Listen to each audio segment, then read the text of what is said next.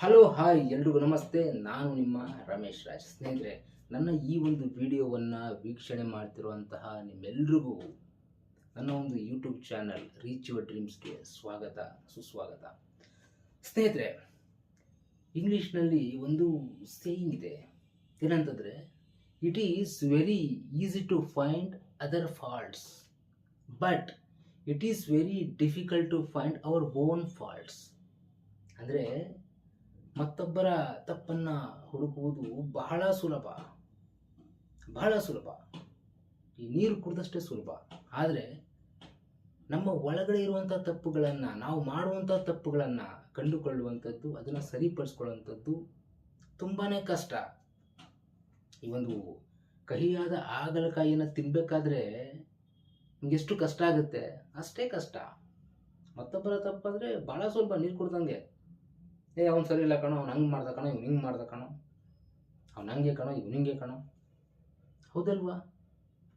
ನೋಡಿ, ಇದಕ್ಕೆ ಪೂರಕವಾದಂತಹ, ಇದಕ್ಕೆ ಒಪ್ಪುವಂತಹ ಒಂದು ಒಳ್ಳೆ ಕಥೆ ಇದೆ, ಅದ್ಭುತವಾದ ಕಥೆ. ನೀವೆಲ್ಲರೂ ಕೂಡ ಇದನ್ನ ಕೇಳಬೇಕು.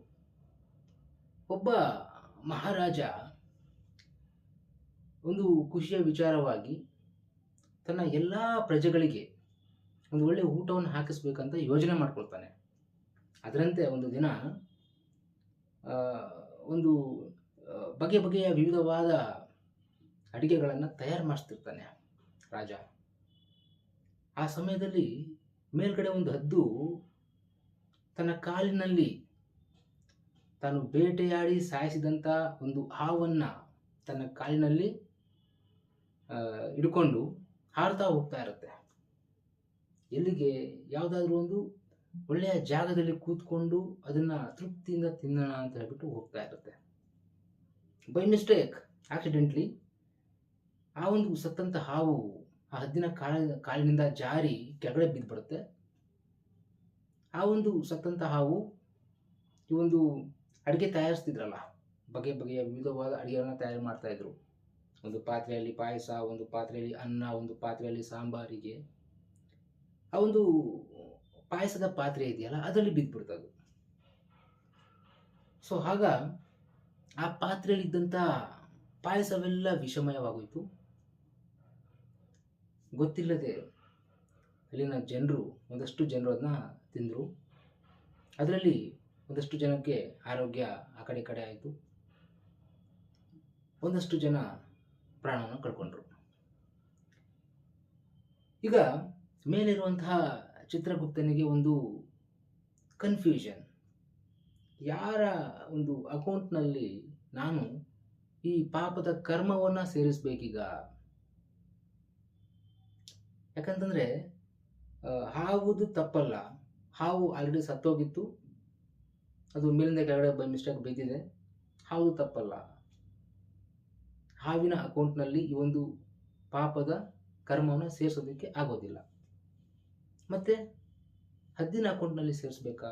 ಇಲ್ಲ, ಹದ್ದು ಉದ್ದೇಶಪೂರ್ವಕವಾಗಿ ಅದು ಕೆಳಗಡೆ ಬೀಳಿಸ್ಲಿಲ್ಲ, ಅದು ಅದನ್ನು ತಿನ್ನಬೇಕು ಅಂತ ಹೇಳಿಬಿಟ್ಟು ಬೇಟೆಯಾಡಿ ಸಾಯಿಸಿ ಹೊತ್ಕೊಂಡು ಹೋಗ್ತಾ ಇತ್ತು.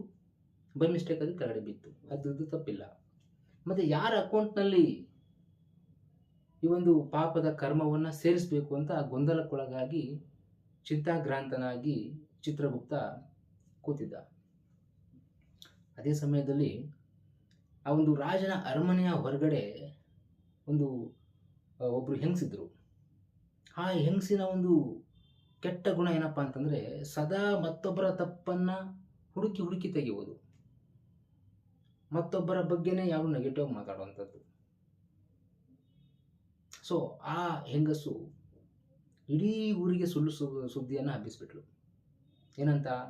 ರಾಜ ಕೆಟ್ಟೋನು, ಅವನು ನಮ್ಮನ್ನೆಲ್ಲ ಸಾಯಿಸಬೇಕು ಅಂತ ಹೇಳಿಬಿಟ್ಟು ಊಟದಲ್ಲಿ ವಿಷವನ್ನು ಬೆರೆಸಿದ್ದಾನೆ, ನೀವ್ಯಾರೂ ತಿನ್ನಬೇಡಿ.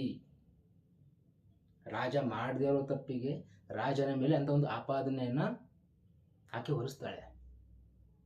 ಯಾಕಂತಂದರೆ ಅವಳ ಗುಣವೇ ಹಾಗೆ ಅಲ್ವಾ, ಮತ್ತೊಬ್ಬರ ತಪ್ಪನ್ನು ಹುಡುಕುವುದು, ಹಿಂದೆ ಮುಂದೆ ಏನು ಯೋಚನೆ ಮಾಡಲಿಲ್ಲ, ಆ ರಾಜನ ಮೇಲೆ ಒಂದು ಅಪವಾದನ ಹೊರಿಸ್ಬಿಡ್ತಾಳೆ. ಮೇಲಿದ್ನಲ್ಲ ಚಿತ್ರಗುಪ್ತ, ನನ್ನ ಒಂದು ಏನು ಸಂಶಯ ಏನಿತ್ತು, ನನ್ನ ಒಂದು ಏನು ದ್ವಂದ್ವ ಇತ್ತು, ಕನ್ಫ್ಯೂಷನ್ ಇತ್ತು. ಇವಾಗ ಅದಕ್ಕೆ ಕ್ಲಾರಿಟಿ ಸಿಕ್ತು. ಈ ಹೆಂಗಸಿನ ಮೇಲೆ ಈ ಒಂದು ಪಾಪದ ಕರ್ಮವನ್ನು ಆಕೆಯ ಅಕೌಂಟ್ನಲ್ಲಿ ಸೇರಿಸಬೇಕು ಅಂತ ಹೇಳ್ಬಿಟ್ಟು ಆಕೆಯ ಅಕೌಂಟ್ನಲ್ಲಿ ಸೇರಿಸ್ಬಿಡ್ತಾನೆ. ಸೊ ಈ ಒಂದು ಕಥೆಯಿಂದ ನಾವೇನು ಕಲಿಬೇಕು? ಜೀವನದಲ್ಲಿ ನಾವು ಯಾವತ್ತಿಗೂ ಮತ್ತೊಬ್ಬರ ತಪ್ಪನ್ನು ಹುಡುಕೋದೇ ಕಾಯಕವನ್ನಾಗಿ ಮಾಡ್ಕೊಳ್ಬಾರ್ದು. ಬದಲಾಗಿ ನಮ್ಮ ಒಳಗಡೆ ಇರುವಂಥ ತಪ್ಪುಗಳು ಏನಿದ್ದಾವೆ ಅದನ್ನು ಹುಡುಕಿ ಅದನ್ನು ಸರಿಪಡಿಸ್ಕೊಂಡು ನಾವು ಜೀವನದಲ್ಲಿ ಮುಂದೆ ಹೋಗಬೇಕಾಗುತ್ತೆ. ಆಗ ಮಾತ್ರ ನಾವು ಅಂದ್ಕೊಂಡಿರೋಂಥದ್ದನ್ನು ಸಾಧಿಸ್ತೀವಿ, ಜೀವನದಲ್ಲಿ ಯಶಸ್ಸನ್ನು ಗಳಿಸ್ತೀವಿ. ಯಾಕಂತಂದರೆ ನೋಡಿ ಸ್ನೇಹಿತರೆ, ನಾವು ಮತ್ತೊಬ್ಬರ ತಪ್ಪನ್ನೇ ಹುಡುಕುವುದನ್ನೇ ನಾವು ಕಾಯಕವನ್ನಾಗಿ ಮಾಡ್ಕೊಂಡ್ಬಿಟ್ರೆ ಕೆಲವೊಂದಷ್ಟು ತಪ್ಪುಗಳು ಏನಾಗುತ್ತವೆ, ಕೆಲವೊಂದು ತಪ್ಪುಗಳು ಬೈ ಆಕ್ಸಿಡೆಂಟ್ಲಿ ಆಗ್ಬಿಡ್ತವೆ. ಅಲ್ಲಿ ಯಾರ್ದು ತಪ್ಪಿರೋದಿಲ್ಲ. ಅರ್ಥ ಆಯ್ತಲ್ವಾ? ಅವ್ರದ್ದು ತಪ್ಪು ಅನ್ನುವಂಥ ರೀತಿಯಲ್ಲಿ ಅದು ಕಾಣಿಸ್ತಾ ಇರುತ್ತೆ. ಆದರೆ ನಾವು ಅದಕ್ಕೆ ಸರಿಯಾದ ಕಾರಣವನ್ನು ಕಂಡುಹಿಡೋದಕ್ಕೆ ಹೊರಟಾಗ, ಸ್ವಲ್ಪ ತಾಳ್ಮೆಯಿಂದ ನಾವು ಸತ್ಯವನ್ನು ತಿಳ್ಕೊಳ್ಳೋದಕ್ಕೆ ಹೊರಟಾಗ ಅಲ್ಲಿ ಸತ್ಯನೇ ಬೇರೆ ಇರುತ್ತೆ. ಅರ್ಥ ಆಯ್ತಲ್ವಾ? ಸೊ ಆದರೆ ನಾವೇನು ಮಾಡ್ತೀವಿ, ನಮ್ಮ ಗುಣನೇ ಹಾಗೆ, ಮತ್ತೊಬ್ಬರ ತಪ್ಪನ್ನು ಹುಡುಕೋದೇ ನಮ್ಮ ಗುಣ ಅಂತಂದಾಗ ನಮಗೆ ಅಷ್ಟು ಯೋಚನೆಗಳು ಬರೋದಿಲ್ಲ. And it is very dangerous. ಮತ್ತೊಬ್ಬರ ತಪ್ಪನ್ನು ಹುಡುಕೋದಿದೆಯಲ್ಲ, ಅದು ಬಹಳ ಡೇಂಜರಸ್. ಅದು ನಮ್ಮ ಯೋಚನೆಗಳನ್ನು ಮಲಿನ ಮಾಡುತ್ತೆ. ನಮ್ಮ ಒಂದು ಪ್ರಜ್ಞೆ ಏನಿದೆ, ಕಾನ್ಷಿಯಸ್ ಏನಿದೆಯಲ್ಲ, ಅದರ ಮೇಲೆ ಇಂಪ್ಯಾಕ್ಟ್ ಆಗುತ್ತೆ. ನಮ್ಮ ಜೀವನದಲ್ಲಿ ಒಂದು ಜ್ಞಾನದ ಬೆಳಕು ನಮ್ಮ ಕಡೆ ಬರದೇ ರೀತಿಯಲ್ಲಿ ಅದು ತಡೆಯುತ್ತೆ. ನಮ್ಮ ಒಂದು ಡ್ರೀಮ್ಸ್ ಏನಿದೆ, ನಮ್ಮ ಗೋಲ್ಸ್ ಏನಿದೆ, ಅದರಿಂದ ನಮ್ಮನ್ನು ದೂರ ಇಡುತ್ತೆ. ನಮ್ಮ ಜೀವನವನ್ನು ವ್ಯರ್ಥವನ್ನಾಗಿ ಮಾಡಿಬಿಡುತ್ತೆ. ಯಾಕಂತಂದರೆ ಮತ್ತೊಬ್ಬರ ತಪ್ಪನ್ನು ಹುಡುಕುವವನಿಗೆ ತನ್ನ ತಪ್ಪಿನ ಅರಿವಾಗೋದಿಲ್ಲ. ಯಾವಾಗ ತನ್ನ ತಪ್ಪಿನ ಅರಿವಾಗೋದಿಲ್ವೋ ಅವನು ಯಾವತ್ತೂ ಕೂಡ ತನ್ನ ತಪ್ಪನ್ನು ತಿದ್ಕೊಳ್ಳೋದಿಲ್ಲ. ಯಾವಾಗ ಅವನ ತಪ್ಪನ್ನು ತಿದ್ಕೊಳ್ಳೋದಿಲ್ವೋ ಜೀವನದಲ್ಲಿ ಯಾವತ್ತೂ ಕೂಡ ಅವನು ಮುಂದೆ ಬರೋದಕ್ಕೆ ಸಾಧ್ಯ ಇಲ್ಲ. ಮುಂದೆ ಬರೋದು ಅಂತಂದರೆ ಕೇವಲ ಹಣ, ಆಸ್ತಿ, ಅಂತಸ್ತುಗಳನ್ನು ಸಂಪಾದನೆ ಮಾಡೋದಷ್ಟೇ ಅಲ್ಲ. ನಾವು ಏನೋ ಯಾರಿಗೋ ಮೋಸ ಮಾಡಿನೋ ಏನೋ ಮಾಡಬಾರ್ದು ಕೆಲಸಗಳನ್ನ ಮಾಡಿ ಹಣ ಸಂಪಾದನೆ ಮಾಡ್ಬೋದು, ಅದು ಮುಂದೆ ಬಂದ ಹಾಗೆ ಅಲ್ಲ.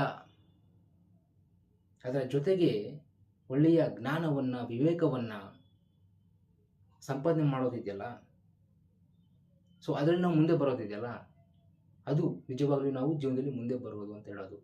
ಸೊ ಹಾಗಾಗಿ ನಾವು ಆದಷ್ಟು ಮತ್ತೊಬ್ಬರ ತಪ್ಪನ್ನು ಹುಡುಕೋದನ್ನು ಬಿಟ್ಟು ನಮ್ಮಲ್ಲಿರುವಂಥ ತಪ್ಪು ಏನಿದೆ, ನಾನು ಏನು ಸರಿ ಮಾಡ್ಕೊಳ್ಬೇಕಾಗಿದೆ, ನನ್ನ ಜೀವನದಲ್ಲಿ ನಾನು ಗುರಿಯನ್ನು ಮುಟ್ಟೋದಕ್ಕೆ ನಾನು ಯಾವ ರೀತಿ ನಾನು ಪರಿವರ್ತನೆ ಮಾಡ್ಕೊಳ್ಬೇಕಾಗಿದೆ, ಅದರ ಬಗ್ಗೆ ನಾವು ಯೋಚನೆ ಮಾಡಬೇಕಾಗತ್ತೆ.